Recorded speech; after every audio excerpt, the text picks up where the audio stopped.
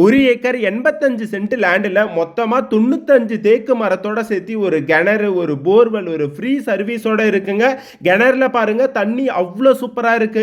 தண்ணிக்கு அதனால உங்களுக்கு எந்த காலத்திலுமே பிரச்சனை வராதுங்க. ரேட்டு வந்து பார்த்தீங்கன்னா ரொம்பவே கம்மியாக தாங்க சொல்லியிருக்காங்க.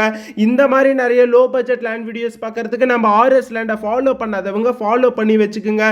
இந்த லேண்டுக்கு வந்து மண்வழி பாதை தாங்க இருக்கு. தார் ரோட்ல இருந்து 100 மீட்டர் கட் பண்ணி உள்ள வந்தாவே இவ்வளோ பெரிய லேண்ட் இருக்குங்க.